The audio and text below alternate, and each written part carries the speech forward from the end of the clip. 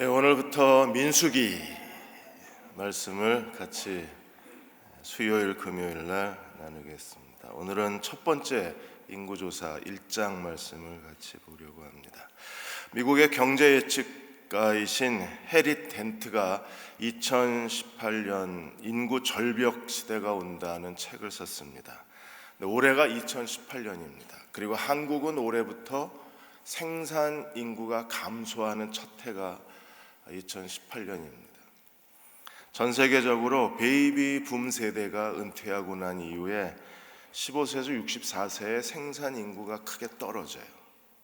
인구 감소가 인구 절벽 시대라고 이렇게 해리 덴트는 이름을 붙였습니다. 이러한 생산 인구가 감소되면 자연히 생산이 떨어지고 소비가 줄고 투자가 감소하면 모두가 다 경제 불황 내지는 경제 위기를 겪어야 된다는 거예요. 그게 올해가 그 위기의 시작이라고 했습니다. 전 세계가 인구 감소, 인구 절벽으로 고통당하고 있는데 민수기의 이스라엘은 인구가 폭등을 합니다. 민자가 백성, 수가 숫자, 그래서 백성들의 숫자를 세었다. 그래서 민수기라고 얘기하는데 히브리어 성경에는 민수기라고 되어 있지 않고 광야에서 이렇게 되어 있어요. 그런데 라틴어 성경에서는 숫자 이렇게 되어 있습니다. 모세가 모세오경을 썼는데 모세오경에서 창세기에서 하나님의 창조와 그리고 우리가 본 것처럼 아브라함, 이삭과 야곱과 요셉 이야기까지 창세기에서 끝났습니다. 출애굽기하고 레위기는 이스라엘 백성이 출애굽하고 나서 시내산에 1년 동안 머물렀는데 그 1년 동안 머물면서 하나님이 모세에게 율법을 주신 율법을 기록하고 그리고 성막의 모형을 보여주신 대로 성막을 건축했어요. 1년 동안 일어난 일입니다. 그리고 민수기는 오늘 1장 1절에 보시면 둘째 해 둘째 달 첫째 날 제2년 출애굽 제2년 2월 1일 날 그들이 이제 가나안으로의 여행을 시작합니다. 그래서 가나안의 여행을 준비하는 과정을 1장 1절에서 10장 11절까지 기록해 놓은 거예요. 하나님이 그들에게 주신 약속의 땅으로 가나안 여행을 떠나는데 어떤 준비를 해야 하는가? 먼저 1장에서 백성들의 숫자를 세고 2장에서 성막을 중심으로 한 12지파가 진영을 짜고 그리고 3장에서 그들은 레위 지파의 직무를 다시 설정을 하고 그리고 공동체가 어떻게 정결해야 되는가 이런 공동체의 정결을 그들이 배우고 나서 가나안 땅으로의 여정을 시작하는 게 민수기 1장에서 10장까지의 내용입니다. 그리고 신명기는 모세가 죽기 전에 모압 평지에서 마지막 2달 동안 백성들에게 남긴 3편의 설교가 신명기에 기록되어 있어요. 우리는 민수기를 통해서 광야 40년 동안 이스라엘이 광야에서 방황을 했는데 그 중에 39년 동안 어떤 일이 있었는가를 민수기에서 함께 보고자 합니다. 민수기는 굉장히 부담스러운 책입니다. 현대 성서 주석을 쓰신 그분이 그 오리겐의 말을 인용을 하셨는데 그 오리겐이 민수기에 대해서 이런 얘기를 했습니다. 민수기는 성경 중에서 굉장히 부담스럽다. 부담스러운 이유가 뭐냐면 우리의 영적 생활에 별로 도움이 되지 않을 것처럼 판단해서 자꾸 그리스도인들이 민수기를 먹여주면 뱉어내는데 민수기는 뱉어내면 안 되는 책이라 그랬어요. 왜냐하면 광야 39년 동안 그들이 방황해야 되는 모든 기록이 민수기에 담겨져 있기 때문에 오늘 이 시대에도 여전히 민수기는 하나님의 교회의 재현이 되는 거예요. 민수기를 제대로 알아야 방황하지 않을 수 있어요. 바울도 그랬잖아요. 바울도 고린도전서 10장 11절에 고린도 교회의 민수기의 이스라엘의 예를 들은 거예요. 그래서 10장 11절에 뭐라 그랬어요? 그 일련의 사건들을 설명하면서 바울이 이렇게 말합니다. 그들에게 일어난 이런 일은 본보기가 되고, 그러니까 본보기를 알아야 피해가죠.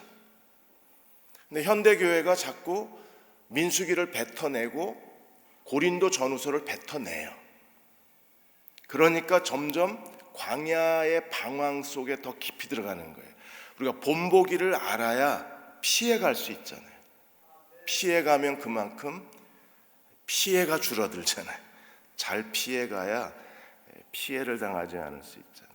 그래서 본보기가 되고 또 말세를 만난 우리를 깨우치기 위해서, 하나는 본보기고 또 하나는 깨우치기 위해서 바울이 고린도 교회에 민수기의 그 이스라엘 역사를 기록해 놓은 거였었어요.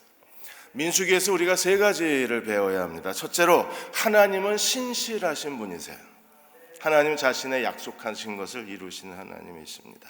하나님 아브라함과 이삭과 야곱에게 하나님이 하신 약속이 뭐예요? 내 백성이 하늘의 별처럼 바다의 모래처럼 많아지게 하겠다는. 창세기 12장 2절에 보시면 이렇게 말씀하셨습니다. 내가 너로 큰 민족을 이루고 내게 복을 주어 내 이름을 창대하게 하리니 너는 복이 될지라. 하나님이 이스라엘을 복을 주시고 아브라함에게 복을 주시는 그 첫 번째 증거가 뭐냐면 큰 민족을 이루고 숫자가 많아지게 하리라. 근데 오늘 제1차 인구조사에서 이스라엘 백성들의 숫자가 60만 3,550명입니다. 대략 20세 이상 남자만 그래요. 그럼 20세 이하 남자, 그 다음에 여자, 노약자, 아이들, 그리고 아내 다 포함하면 한 250만에서 300만입니다. 그러면 그 당시에 250만에서 300만 명의 사람이 40년 동안 가나안 땅으로 이동했다. 이게 사회학자들이나 역사학자들이나 구약을 연구하는 분들이 이건 불가능하다는 거예요. 그래서 60만 3,550명에 대한 여러 가지 학설들이 많아. 이게 상징적이다. 어떤 사람들은 이거 성경 잘못 썼다. 성경 잘못 쓴 데가 몇 군데 있으니까 이건 잘못 기록한 거다. 이거는 뭔가 숫자에 의미가 있으니까 영적으로 해석해야 된다. 그래서 5가지, 6가지 학설이 지금 60만 3,550명이 너무 많다는 거예요, 숫자가. 실제로 팔레스틴 땅에, 하나님이 주신 가나안 땅에 250만에서 300만 명이 거주할 만큼 그 땅이 충분한 땅인가에 대해서도 의문이 제시가 되는 거예요. 근데 어떤 학설도 이걸 설명을 못해요. 그래서 구약을 연구하는 분들이 내린 결론이 뭐냐 하면 그냥 말씀대로 믿자. 60만 3,550명을 말씀대로 믿자는 겁니다. 여러분, 말씀대로 이걸 그대로 믿어야만 돼요. 왜요?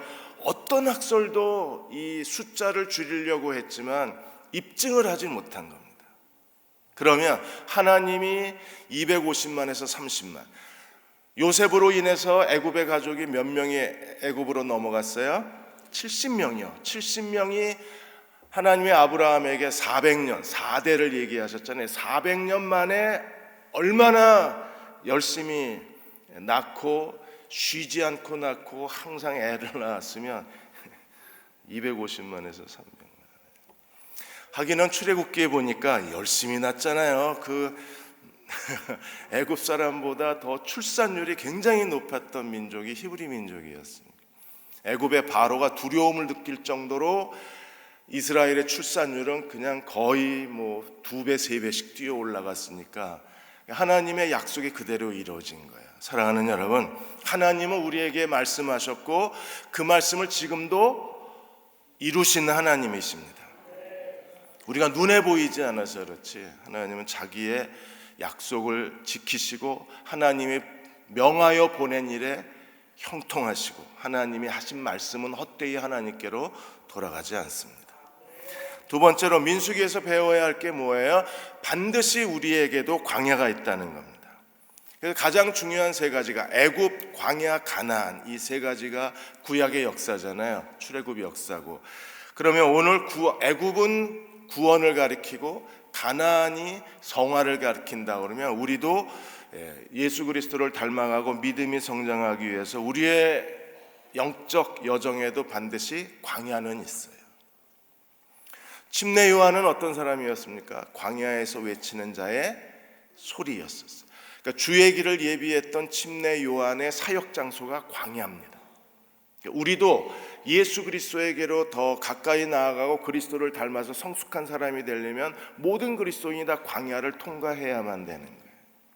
예수님도 광야에서 40일 금식하시고 광야에서 마귀에게 시험을 받으셨어요.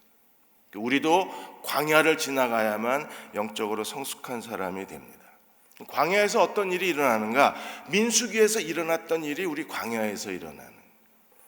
그래서 신학자 필립은 말하기를 민수기에는 주의 하나님의 백성들의 삶에서 일어나지 않았으면 좋았을 뻔한 사건들이 민수기에 있다. 그런데 이런 일이 일어나지 않았으면 좋겠지만 이런 일이 일어나야만 우리가 성화가 된다는. 그럼 알고 당하면 더 쉽잖아요. 그래서 우리가 민수기를 통해서 광야에서 어떤 일이 일어났는가를 잘 알고 광야를 유능하게 대처하면 오히려 더 빨리 광야를 통과하면 우리는 하나님의 은혜의 땅, 약속의 땅, 젖과 꿀이 흐르는 땅에서 하나님께 능력 있게 쓰임 받을 수 있어요. 그러니까 광야를 모르고 자꾸 헤매면 광야의 시간만 길어지는 거예요. 그리고 우리는 점점 더 지쳐가고 우리는 하나님께 쓰임 받기가 더 어려워지게 되는 겁니다.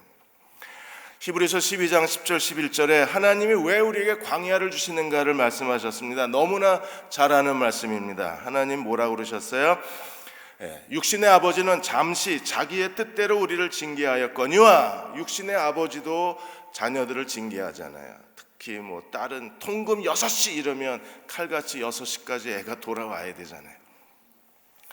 아빠의 과도한 딸 사랑입니다.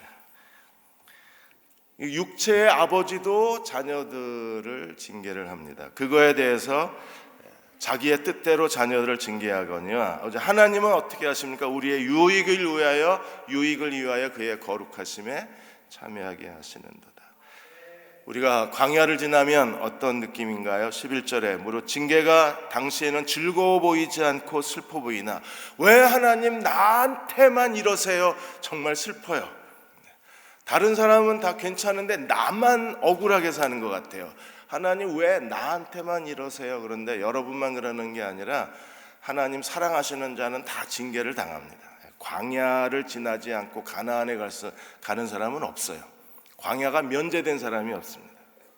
슬퍼 보입니다. 그러나 그로 말미암아 연단받은 자에게는 의와 평강의 열매를 맺습니다. 세 번째, 왜 민수기가 우리에게 유익한 책인가? 민수기에는 세대 교체가 일어나요.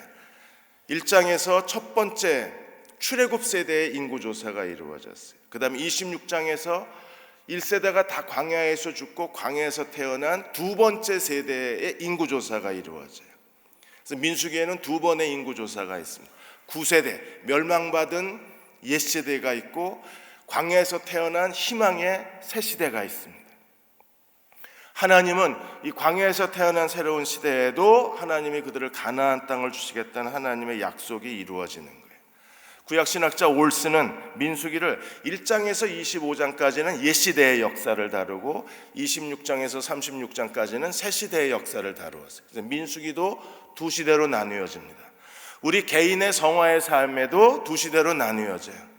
옛사람의 시대가 있고 성화된 다음에 새사람의 시대가 있어요. 에베소 4장 22절에서 24절까지 이렇게 말씀했습니다. 너희는 유혹의 욕심을 따라 썩어져가는 구습을 따르는 옛사람을 벗어버리고, 그러니까 옛사람의 자아중심에 뭐가 있어요? 욕심.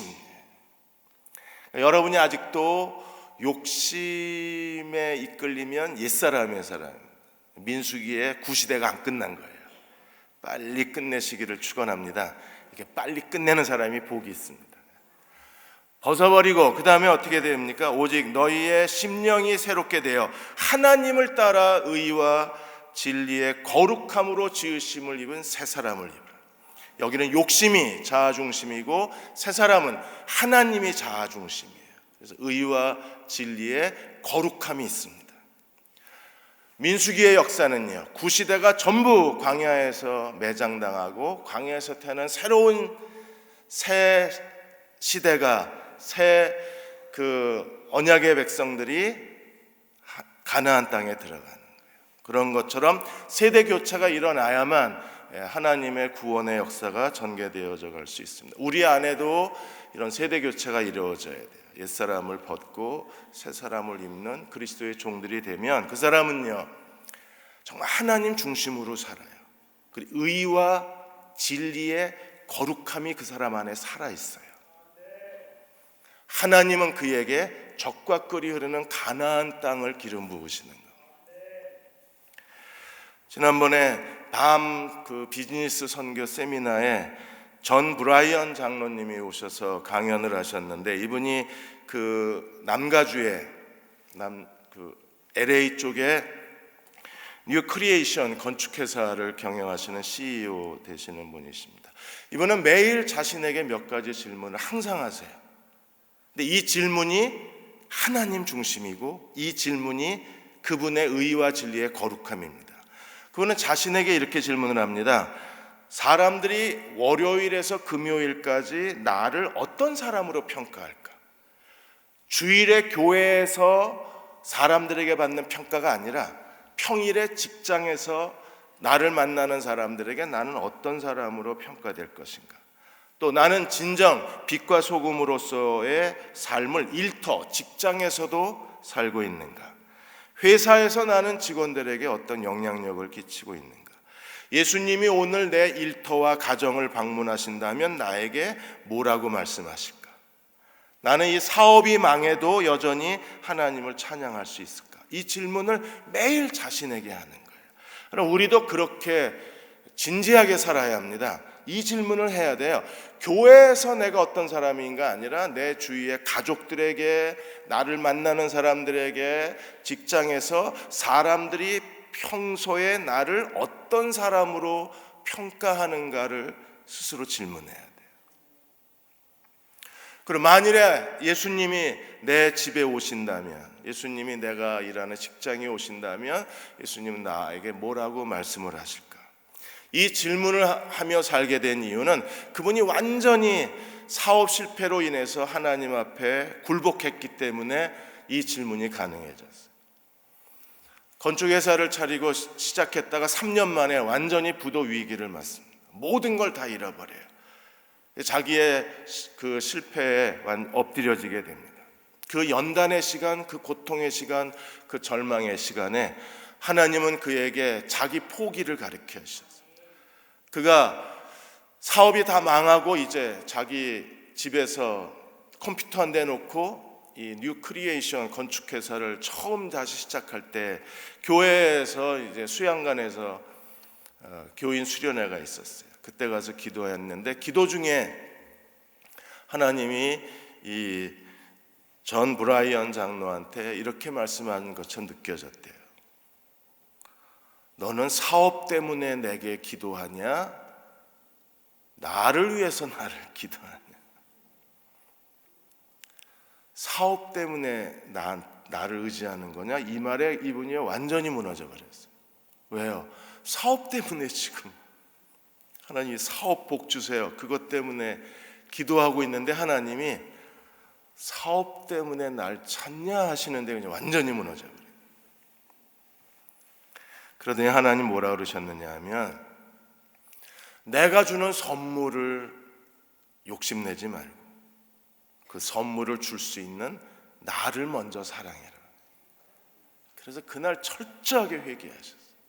자아가 이 전 브라이언 장로님의 자아가 완전히 부셔져 버렸어요. 그날 기도했어요. 하나님을 사랑하게 해주십시오.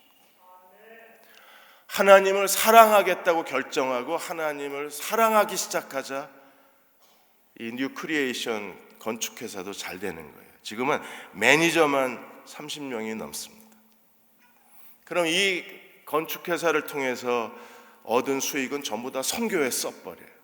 그리고 자기 가정은 아내도 같이 일을 하는데 아내가 번 수입을 가지고 가정 살림을 꾸리고 하나님이 뉴 크리에이션 건축회사를 통해서 주신 하나님의 복은 전부 나눠주는 거예요. 비즈니스 선교의 하나의 모델이 된 겁니다. 여러분, 이분처럼 하나님 앞에 완전히 굴복해야 옛 시대가 끝나요. 그리고 새 시대가 시작이 되는 거예요. 그걸 위해서 하나님이 우리에게 민수기의 모습을 우리에게 남겨주신 겁니다. 출애굽 1세대 이야기가 25장까지 이어지는데, 이제 시내산에서 율법과 성막이 준비가 되고 이제 거룩한 백성들이 거룩한 전쟁을 위해서 시내산을 출발하는 출발 과정입니다. 제일 먼저 하나님이 모세와 아론에게 명령하신 게 뭐냐 하면, 이스라엘은 이제 거룩한 전쟁을 위해서 준비돼야 합니다. 여러분, 하나님을 믿는다는 것은 이 시대에서도 거룩한 전쟁이에요. 우리는 거룩한 군사로 부름을 받은 사람들입니다. 제일 먼저 이스라엘 백성들 12지파 가운데 20세 이상의 전쟁에 나갈 만한 사람들을 하나님께서 기수하라고 명령하셨어요. 그래서 민수기 1장 3절에 이스라엘 중 20세 이상으로 싸움에 나갈 만한 자를 너와 아론은 그 진영별로 계수를 하라. 1절에서 16절까지 그 이스라엘 백성의 그 숫자, 군대에 나갈 만한 사람을 계수하라는 하나님의 지시가 16절까지 내려져요. 하나님께서 모세에게 말씀을 하셨습니다. 하나님이 모세에게 말씀하셨다는 말이 계속 반복해요. 1장 1절에 이스라엘 자손이 애굽 땅에서 나온 후 둘째 해 둘째 달 첫째 날에 여호와께서 시내 광야 회막에서 말씀하셨다. 출애굽 시대에는 하나님이 어디서 말씀하셨어요? 시내산에서 말씀하셨어요. 그래서 모세는 하나님 말씀을 듣기 위해서 시내산에 올라가야 했었어요. 그래서 시내산에서 40주야 금식하면서 하나님 말씀을 들었습니다. 그런데 이제 하나님이 어디서 말씀하세요? 회막에서. 시내산에 계셨던 하나님이 성막이 건축되고 나서 하나님이 어디로 이사하셨어요? 성막. 회막이 성막이에요. 똑같은 말입니다. 하나님이 시내산에서 사시다가 시내산에서 모세하고 말씀하시다가 성막이 건축되자 성막으로 이사 오셨어요. 그리고 이제 모세는 하나님 말씀을 어디서 듣습니까? 성막에서 듣는. 그래서 성막을 이동형 시내산이라고 그래요. 왜? 시내산이 하나님의 강림했던 산이잖아요. 근데 그 하나님의 거룩한 임재가 지금 어디로 옮겼어요? 성막으로. 그러니까 하나님은 지금 어디 계십니까? 성막에. 모세는 어디서 하나님 말씀을 들어요? 성막에서. 민수기에는 하나님이 회막에서 말씀하셨다는 말이 150번 이상 나와요. 하나님의 명령이 무엇입니까? 너희는 20세 이상의 전쟁에 나갈 만한 사람을 계수하라. 어떻게 계수했나요? 제일 먼저 하나님이 모세와 아론에게 하신 일이 뭐예요? 모세와 아론이 노트북 하나 들고 지파마다 다니면서 두 사람이 하루 종일 하루 14시간씩 각 지파마다 다니면서 인구를 계수한 게 아니라 하나님이 하신 방법은 무엇이었습니까? 제일 먼저 지도자부터 세우신. 하나님은 항상 모세와 아론이 있고 함께 일할 만한 동역자가 있어야 돼요. 그리고 이 동역자를 통해서 하나님의 일이 진행이 되는 거예요. 하나님이 제일 먼저 12지파의 우두머리를 세웁니다. 그래서 4절에 보시면 각 지파의 각 조상의 가문의 우두머리 한 사람씩을 너희와 함께하라. 그리고 하나님이 5절에 너희와 함께 설 사람들의 이름은, 이렇게 해서 각 지파별 그 지파의 지휘자, 지휘권을 가진 사람, 그리고 그 지파의 우두머리를 세웁니다. 지파마다 12명의 우두머리를 세웁니다. 이 사람들의 이름이 5절에서 16절까지 기록되어 있는 거예요. 이 사람들이 모세와 아론을 도와서 이스라엘 백성들의 인구조사를 위해서 하나님이 세우신 사람들입니다. 이 사람들이 얼마나 유능한지 그 아들과 아버지의 이름이 기록되어 있어요. 그래서 24명의 이름이 기록되어 있는데, 이 지도자의 이름이 이제 2장에도 나오고 뒤에도 한 두 번 더 나옵니다. 여러분, 이 사람들이 굉장히 유능한 사람들입니다. 왜냐하면 모세와 아론을 도와서 이 12지파의 우두머리들이 모세와 함께 이 인구조사, 이 하나님의 거룩한 사역을 그들이 유능하게 일을 진행을 해서 불과 20일 만에 인구조사가 끝나요. 다윗이 인구조사할 때는 9개월이 걸렸어요. 그런데 출애굽 1세대의 인구조사는 20일 만에 끝납니다. 모세와 아론을 통해서 하나님 말씀하셨고, 그 일을 함께 수행할 12지파의 우두머리들이 세워지고 그들이 함께 동역했을 때 하나님은 불과 20일 만에 모든 일이 끝나게 하셨어요. 그리고 16절에 보시면 이 이스라엘 12지파의 우두머리는 어떤 사람들입니까? 16절에 그들은 회중에서 부름을 받은 자여 그 조상지파의 지휘관으로 회중이 세운 사람들입니다. 조상의 지파의 지휘자들입니다. 이스라엘 종족들의 우두머리입니다. 그러니까 우두머리가 잘 서야 되는 거예요. 44절에 이 사람들에 대해서 다시 한번 이렇게 말합니다. 이 계수함을 받은 자는 모세와 아론과 각기 이스라엘 조상의 가문을 대표한 12지휘관이 계수하였다. 모세와 아론과 그 다음에 12지휘관. 그러니까 하나님이 놀랍게 쓰시는 교회들의 공통적인 특징이 뭐냐 하면 지도자가 잘 세워진다는 겁니다.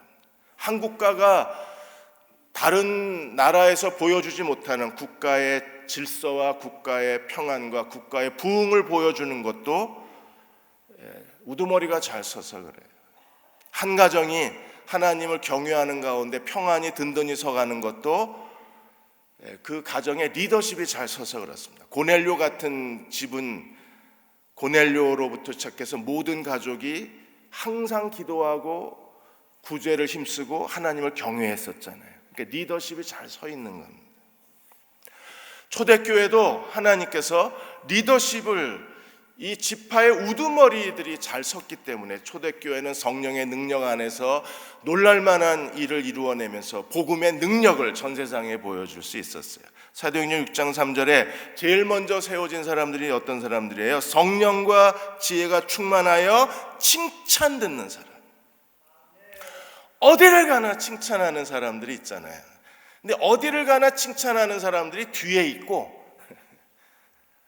이 사람들이 앞에서 일을 해줘야 그 공동체나 그 회사나 그 마을이나 그 국가가 더 나아질 수 있는데 지금 한국 사회 전체 구조나 교회 구조는 이게 성령과 지혜가 충만해 칭찬 듣는 사람들이 뒤에 있다는 게 문제예요. 근데 초대교회는 이 성령과 지혜가 충만해 칭찬받는 7사람을 택하고 그들 앞에 세우자 하나님께서 더 사도들을 통해서 복음의 능력이 증거되게 하셨잖아요. 그리고 13장 2절에 보시면 안디옥 교회에 선지자와 교사가 있었는데 하나님이 그 중에 주를 섬겨 금식할 때에 성령이 이르시되 내가 불러시키는 일을 위하여 누구를 세우라 바나바와 사울을 따로 세우라. 이 두 사람이 아주 절묘한 조합입니다. 이방인 선교에 가장 뛰어난 우두머리가 이 바나바와 바울입니다. 지금은 바나바가 주도해서 가고 바나바의 첫 번째 고향이 구브로까지 우리가 주일날 봤습니다. 그런데 체인지가 됩니다. 바나바가 뒤로 빠지고 바울이 앞장을 서요. 그러니까 바나바는 정말 겸손한 사람이에요. 그러니까 바울을 위해서 바울을 위한 무대를 마련해주고 자기는 바울 뒤로 빠져요. 이렇게 존경할 만한 사람들이고 칭찬할 만한 사람들이고 모든 사람들에게 매력적인 지도자들이 세워졌기 때문에 20일 만에 인구조사가 끝났어요. 사도행전에도 갈등과 어려움이 있었지만 이 지혜, 성령과 지혜가 충만한 사람들로 인해서 오히려 갈등이 하나님 나라가 더 확장되는 계기를 마련하게 되고 또 이렇게 하나님께 성령께 사로잡혀서 복음을 위한 열정의 사람들을 하나님이 세우셨기에 그 사람들을 통해서 이방인 선교의 문도 열리는 거예요. 하나님이 이런 성령과 지혜가 충만한 우두머리를 교회도 가정도 이 국가에도 세워주시기를 기도해야 합니다. 2016년도 세계 선교 대회에서 몇몇 강사들이 말씀을 전했습니다. 민창 이분은 우리의 매일매일의 삶은 영적 전투라고 규정을 하고 이 영적 전투에서 이겨내려면 절대로 하지 말아야 될 말이 있다. 안 된다는 말은 하지 말자. 목사든 선교사든 장로든 집사든 교인들이든 우리는 영적 전투 현장에서 지금도 보이지 않아서 그렇지 사탄은 계속 우리를 공격하고 있잖아요. 이런 영적 전투, 거룩한 전쟁 한복판에서 절대로 하지 말아야 될 게 안 된다는 말은 하지 말아요. 하나님께 대해서, 하나님이 시키신 일에 대해서, 하나님의 뜻에 대해서 항상 예스하고 살아야지 하나님이 함께 동행하시지, 하나님께 복종하기를 멈추는 순간에 우리는 이미 패배자가 된다. 글쎄요 하는 순간에 이미 폭탄은 터지고 우리는 중상을 입고 부상자가 될 수밖에 없다고 했습니다. 미카엘 오 선교사님도 그런 말을 했습니다. 기독교는 두 종류다. 한 종류는 평범한 그리스도인. 평범한 그리스도인들은요, 오직 자신만을 위해서 신앙생활하는 거예요. 예배드리고 그리고 일주일 동안 퀴티하고, 그는요 오직 자기 자신을 위한 예배고 자기 자신을 위한 신앙생활입니다. 자기 살고 싶은 대로 삽니다. 그런데 전투적 그리스도인은 그들이 하나님을 예배하는 목적은 어디에 있어요? 그 그리스도를 세상에 전하고, 세상 속에서 하나님의 사랑을 실천하고, 세상 속에서 하나님 나라를 확장하는 데 기꺼이 자신을 바치는 사람들은 전투적 그리스도인이라는 거예요. 오늘 이혜임 집사님이 기도하셨던 분들은요, 전부 전투적인 사람들입니다. 헤브론에 가서 또 가난한 이웃들에 찾아가서 하나님 사랑을 전하는 사람들은요, 전투적 그리스도인. 지도자가 이 전투적이어야 돼요. 우두머리들은 전투적 정신을 갖고 살아야 합니다. 빌리 그레함 목사님이 뭐라 그랬어요? 그 세계 선교사 대회에서 그분이 설교하시면서, 하나님이 예수님을 이 세상에 보내신 목적은 예수께서 십자가에서 그 굴욕스러운 죽음을 당하시고 수치스러운 버림을 당하신 목적은 우리로 하여금 자기 자신을 위해서 사는 게 아니라 모든 사람들을 제자로 삼는 일에 하나님이 우리를 부르시기 위해서 죽으시고 부활하셨다는 거예요. 대흥 침례교회도 올해 우리가 이 목고지 사역이라는 걸 시작을 하는데, 이미 몇 번에 걸쳐서 시행된 일이기 때문에 얼마나 사람들이 이 일에 흥분과 열정을 느끼고 참여할지는 잘 모르겠습니다. 그럼에도 우리는 다시 새로운 제자 사역을 해야 되는 이유는 그리스도가 우리에게 명령하신 일이요, 교회가 존재하는 이유는 이 사명에 있고, 교회는 어떻게 하든지 또 다른 모양과 또 다른 체계와 또 다른 조직을 가지고 모든 족속을 제자로 삼는 일에 헌신해야만 하기 때문에, 그 사명을 감당하기 위해서 그런 PSP 훈련과 PSP 사역이라는 두 영역을 나누어서 훈련받은 자들이 제자 사역을 할 수 있게 그렇게 구조화하고 올해 첫 도전을 하는 겁니다. 실패해도 괜찮습니다. 실패하면 다시 도전하면 됩니다. 4번 해서 안 되면 5번 하면 돼요. 그 옛날에 다 해봤는데 안 된다고, 옛날에 다 해봐서 안 됐기 때문에 우리가 다시 하는 겁니다. 옛날에 해서 안 됐다고 그냥 가만히 있어야 되나요? 가만히 있어야 되나요? 왜 대답도 안 하십니까? 옛날에 해서 안 됐기 때문에 다시 해야 되는 거 아니에요? 그게 그리스도의 명령인데, 그럼 우두머리 정신을 가져야 되지 않아요? 그러니까 평범한 자기 자신의 무슨 취미 생활하듯이, 요가하듯이, 명상하듯이 신앙생활하는 게 아니라, 우리는 전투적인 지휘력, 지도력을 가지고 복음과 하나님 나라에 대한 그런 사람들만, 우두머리만 제대로 세워지면 20일 만에 끝나요. 인구조사가 60만 3,550명을 세는 거예요. 17절에서 46절까지는 인구조사의 결과가 나온 거예요. 그래서 20세 이상의 남자를 다 조사했습니다. 위치가 다릅니다.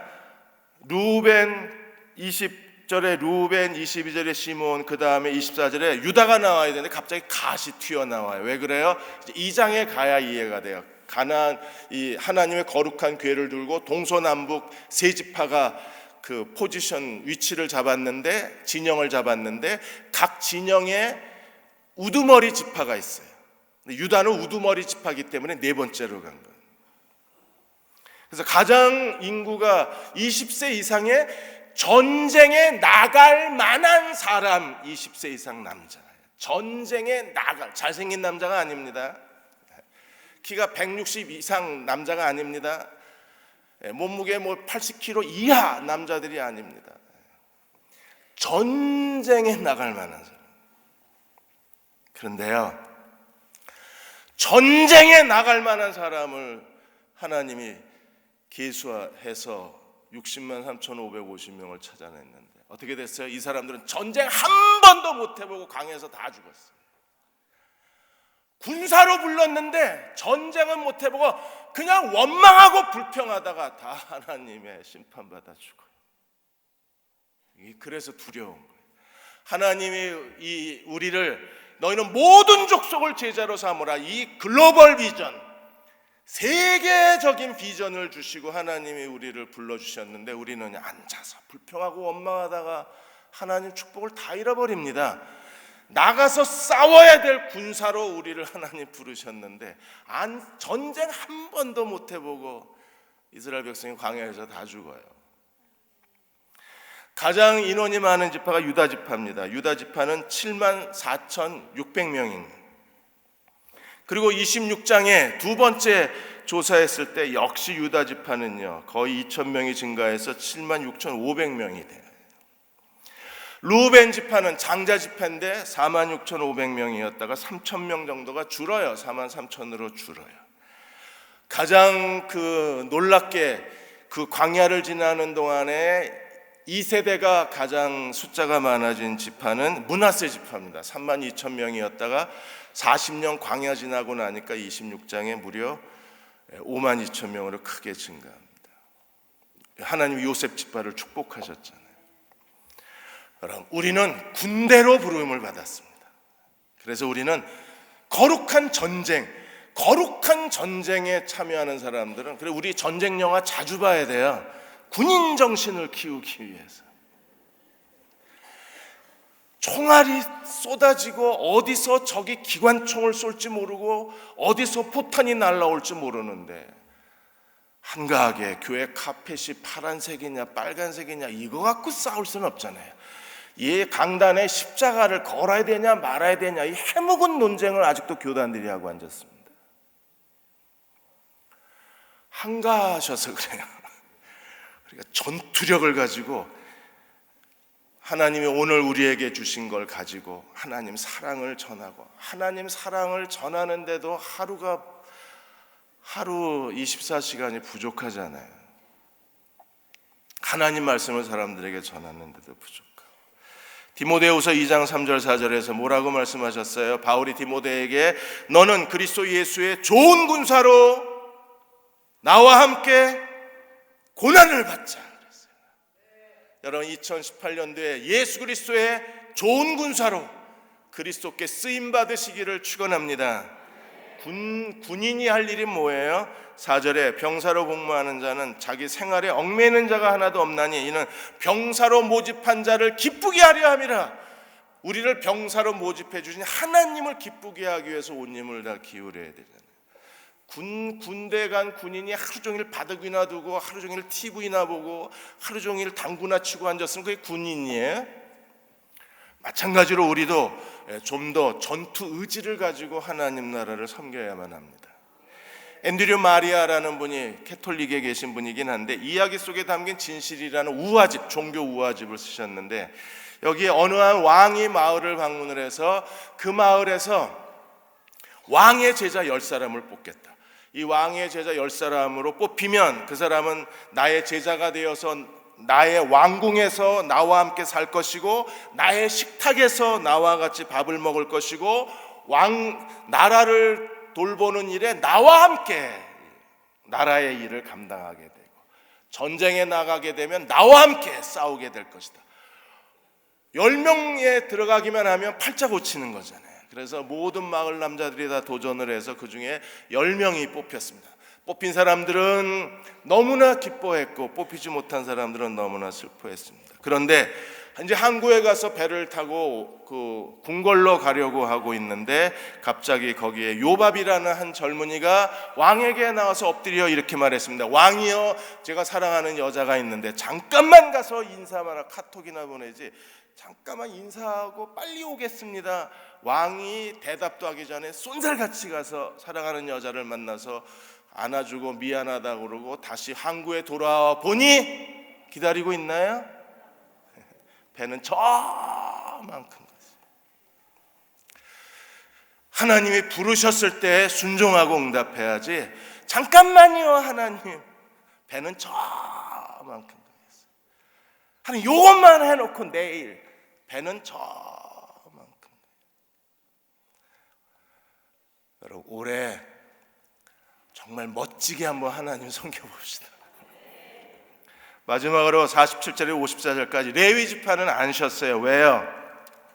레위 사람들은 거룩한 전쟁에 나가는 게 아니라 레위 사람들은 거룩한 성막을 지켜야 돼요. 군인들은 거룩한 전쟁, 레위인은 거룩한 성막. 그래서 성막을 지키는 책임이 레위인에게 있어요. 레위인에게 주신 세 개의 사명이 뭐냐 하면, 먼저 50절에 증거의 성막과 모든 기구와 모든 부속품을 관리하라. 그러니까 성막을 이동하고 성막을 설치하고 성막을 해체하고 성막을 이동시키는 모든 거룩한 성막의 이동의 책임은 누구에게 있어요? 레위인에게 있어요. 그래서 50절에 운반하며 거기서 봉사하며 성막 주위에 진을 치라. 그 다음에 51절 성막을 운반할 때 레위인들만이 성막을 걷거나 건축할 수 있어요. 세울 수 있어요. 그리고 성막의 모든 기구를 관리하는 의무도 레위인에게 있어요. 그리고 레위인에게 주신 세 번째 더 중요한 목적이 있습니다. 그거는 이스라엘 백성들의 다 천막을 치고 살았잖아요. 광야 생활 동안에 이스라엘의 백성들의 천막과 여기 하나님의 천막이 있잖아요. 성막이 천막이에요. 그러니까 이스라엘 백성의 천막과 하나님의 천막 사이에 레위인의 천막이 있어요. 레위인의 천막은 완충지대입니다. 백성들이 함부로 하나님의 성막을, 그 거룩한 하나님의 성막을 가까이 오거나 만지거나 이스라엘이 전멸당하는 거예요. 거룩한 하나님의 그 성막을 지키기 위해서 레위인이 해야 될 일은 뭐예요? 성막을 가운데 두고 사면을 레위인이 자기 천막으로 완전히 둘러쳐서 백성들에게 하나님의 성막의 거룩함을 지켜야 됐어요. 그래서 53절에 레위인은 증거의 성막 사방에 진을 쳐서 이스라엘 자손의 회중에게 진노가 임하지 않게 하라. 그러니까 레위인의 사명은 성막에 대한 거예요. 진노가 임하지 않게 하라. 레위인은 증거의 성막에 대한 책임을 지킬 것이라. 여러분 지도자가 있고 레위인이 있으면 우리는요 마음껏 하나님 나라의 영광을 위해서 쓰임받을 수 있어요. 교회에도 레위인이 살아있어야 합니다. 하나님께서 세우신 레위인들이 하나님의 성막에 책임을 진 사람들이 백성들이 함부로 하나님의 성막을 더럽히지 아니하도록 성막을 거룩히 지키는 완충지대가 되고 성막을 지키는 보호의 울타리가 되어서 하나님의 성막이 거룩히 여김을 받게 될 때 하나님의 통치가 이스라엘 가운데 이루어질 수 있잖아요. 거룩한 전쟁, 하나님이 싸우시기 위해서 군대가 필요합니다. 하나님이 자기 백성을 통치하기 위해서 성막의 거룩함이 지켜져야 합니다. 이 성막의 거룩함은 레위인이 지키는 것이요, 이스라엘 중에 20세 이상의 남자는 하나님의 거룩한 전쟁에 참가를 하게 되는 거예요. 이 두 개가 살아있어야 되고, 또 하나 중요한 게 뭐예요? 지도자. 그래서 이스라엘이 이제 시내산을 떠나야 되는데 가나안 광야 여정 가운데 가나안을 정복하는 그들의 여정 가운데 가장 중요한 세 가지 핵심이 지도자, 군대 정신, 레위인, 이 세 가지가 있어요.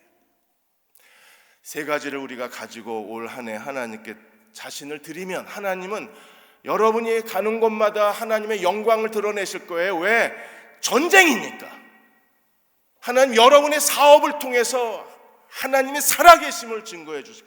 아니 다들 어려운데 저 회사는 왜 잘 돼? 왜 잘 돼요? 성막이 있으니까, 하나님의 성막에 통치가 있으니까 잘 되는 거예요. 아니 다 망했는데 쟤는 왜 안 망해? 하나님의 군대 장관이 되셔서 하나님이 대신 싸우고 계시니까. 비즈니스도 전쟁이잖아요. 싸우고 계시니까 안 망하는 거예요. 아니 우리 자식은 지금 10번째, 12번째 막 보통 요새요 입사 지원을 36번인가를 내면 3번 서류 합격한답니다. 젊은 사람들이 정말 힘든 거예요. 아니 근데 저 집은 왜 한 번만 해 돼? 왜 한 번만 해 돼요? 성막이 거룩하게 보존되고 있으니까 한 번만 해 돼. 10번만 해 돼도 하나님이 보존하고 계시긴 한데 그냥 비유로 얘기를 하는. 이번에 2014년도에 아카데미 주연상을 받으신 매튜 맥커너이라는 영화 배우 있어요. 잘 아시죠? 이분이 처음엔 성막이 있었어요. 성막을 거룩하게 지켰어요. 그래서 교회를 왜 나가냐 그랬을 때 이 맥커너이가 항상 한 말이, 교회 1시간 예배 너희에겐 우습게 보일지 몰라도 이 1시간이 내게는 심장과 같다 그랬어요. 그러던 맥커너이가 타임 투킬 잔 그리심이 쓴 소설 영화 했을 때 타임 투킬 주연을 맡고 이름이 알려지자 하나님을 잊어버렸어요. 성막이 더럽혀졌어요. 백성들이 와서 막 만지고 청막 말뚝 뽑아가고 성막 말뚝 뽑아가고 성막 들여다보고 하나님 계세요 이러고 와 장난치고 가고 성막이 망가졌어요. 그러다가 2012년도에 이분이, 이 여자가 아내예요. 정말 이쁘게 브라질 슈퍼모델입니다. 이 여자하고 결혼하면서 다시 성막의 울타리가 쳐져요. 그리고 하나님이 아이 셋을 줍니다. 맥커너이가 이 세 아이를 하나님의 선물이라고 불러요. 그래서 아카데미 주연상 타고 이번에 오스카상 탔을 때 그분이 뭐라 그랬어요? 아내와 세 아이 때문에 다시 나는 하나님을 찬양하게 되었다 그랬어요. 그러니까 성막 울타리가 다시 쳐진 거예요. 저희는 최선을 다해서 여러분의 성막 울타리를 쳐드리겠습니다. 그리고 저희 교회 모든 리더십이 민수기 1장에 영적 우두머리가 되어서 제 역할을 해줄 수만 있다면 하나님은 거룩한 전쟁에서 우리를 승리하게 해주실 수 있을 거예요. 네, 함께 승리하는 새해가 되시기를 주의 이름으로 축원합니다. 이세상험하고 263장입니다. 나비록 약하나 늘 기도 힘쓰면 큰 권능 없겠네.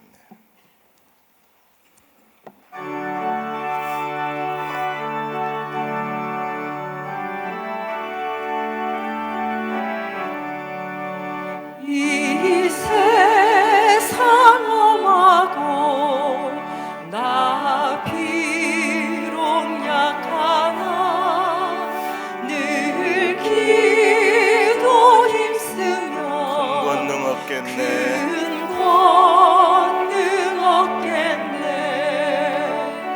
주의 은혜로 대속받아서 비와 같이 붉은 죄 눈같이 주님의 권능은 주님의 권능은 한없이 크오니 한없이 돌 같은 내 마음 돌 같은 내 마음 곧 녹여주소서. 녹여주소서. 내 맘이 약하여 늘 넘어지오니 내 맘이 약하여 늘 넘어지오니 늘 넘어지오니 주 예수 힘주사 주 예수 힘주사 굳세게 하소서. 굳세게 하소. 죄사함 받은 후 죄사함 받 새 사람 되어서 새 사람 되어서 주 앞에 서는 날 주 앞에 서는 늘 날 찬송하겠네. 늘 찬송하게 주의 은혜로 주의 은혜로 대속받아서 피와 같이 붉은 죄 피와 같이 붉은 죄 눈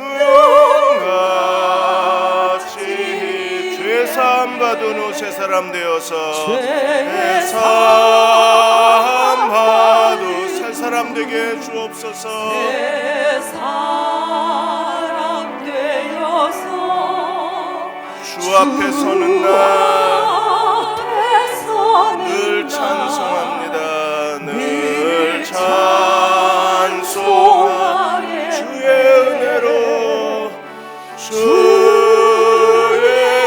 은혜로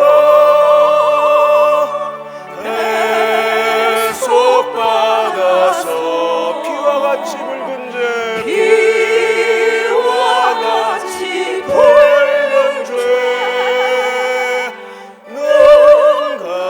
눈같이 희겠네.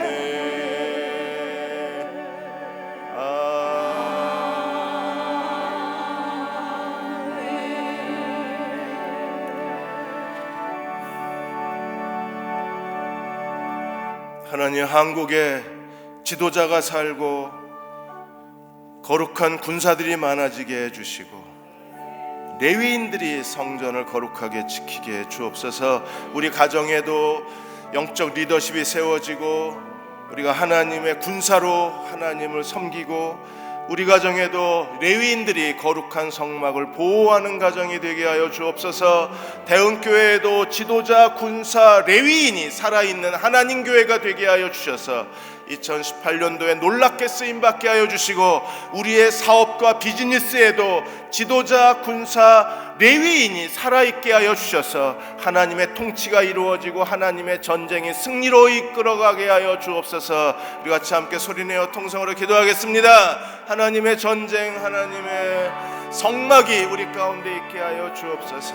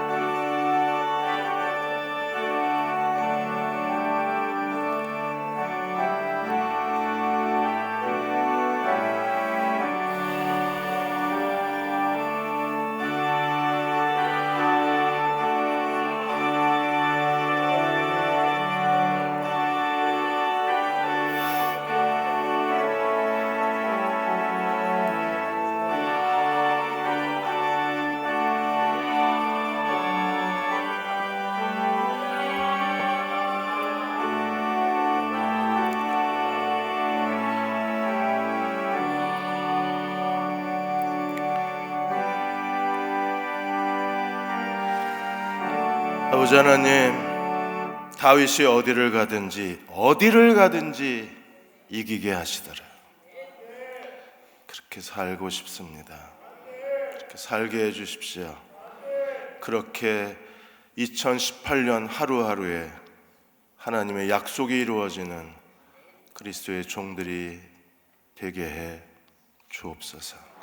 지금 우리를 죄에서 구원하신 우리 주 예수 그리스도의 은혜와 하나님 아버지의 그 크신 사랑하심과 성령의 위로하시고 도우신 은혜가 오늘 민수기 첫 장을 함께 나눈 첫 번째 수요 예배에 참석한 모든 분들과 가정과 아들, 딸들과 사업과 기도하는 모든 일들과 계획한 모든 일들 위해 지금부터 영원히 함께 하시기를 간절히 축원하옵나이다. 아멘.